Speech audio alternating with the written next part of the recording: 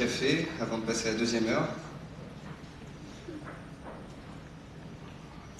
Préparez vos questions, hein. Ce midi je mange, je ne fais pas une heure de questions-réponses, donc préparez vos questions et puis l'heure suivante on fera aussi une session questions-réponses et puis en fin d'après-midi on fera aussi une heure de questions-réponses avec Nadia.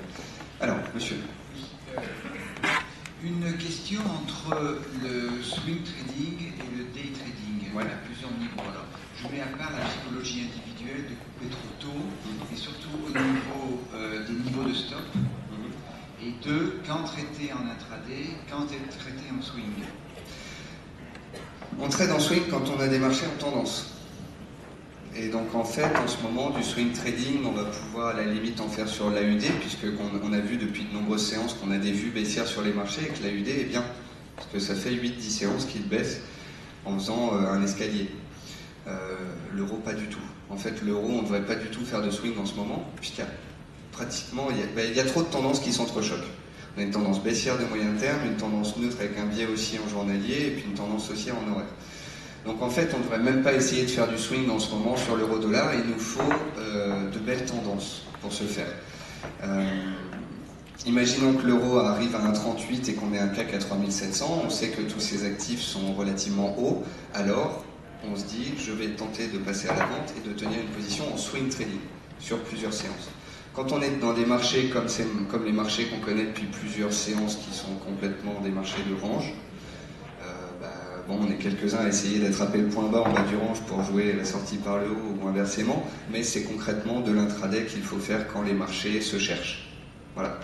Donc la paire euro-AUD par exemple est une paire qui est restée pendant longtemps très bas et puis qui, il y a quelques séances, a fait une cassure de résistance très belle. Euro-AUD, Euro-CAD, Euro-NZD, c'était des paires qu'Adrien suivait. Et là, on a un signal journalier de swing. Donc là, on peut se permettre de tenter de laisser courir la position. Après, vous aviez une question par rapport au stop. Il y a beaucoup de personnes, et avant je faisais comme ça aussi, je me disais, j'ai une position swing, je mets un stop à 100 points, un objectif à 300 points. J'ai une position en intraday, stop 20-30 points, objectif 60-80 points.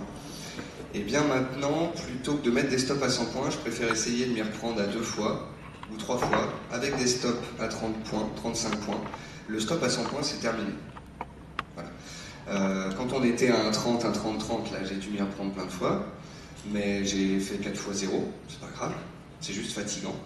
Et puis 2 fois 30 pips. Puis la troisième fois, quand ça part, c'est 200 pips de hausse. Mais j'ai pas mis un stop à 100 ou 150 points. Voilà. Donc je pense que les stops à 60 ou 100 points, c'est terminé, à moins de ne pas avoir le temps. Vous faites du swing trading, voire du moyen terme, vous êtes chez vous, vous voyez l'euro à 1,3030 sur un magnifique niveau horizontal, on dit que si et seulement si ce niveau casse, l'euro part à la baisse, tant qu'il tient, on peut l'acheter. Vous vous dites, ok, on est à 1,3050, je l'achète, stop 80 points. Voilà. Mais ça va être pour les personnes qui ont moins de temps.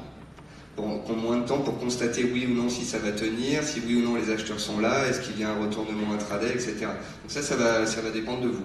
Voilà. Vous avez le temps d'être devant, on sait que les 1,3030 doivent être défendus, on sera agressif dans cette zone de prix-là et on sera présent pour payer que des stops à 30-40 points. Vous n'êtes pas là, vous voyez le support, on y arrive. Limite, vous avez un ordre depuis une semaine. Vous savez qu'on passe de 1,33 à 1,30, on arrive sur le support, votre ordre attend déjà avec le stop placé à 100 points. Donc ça va dépendre du temps.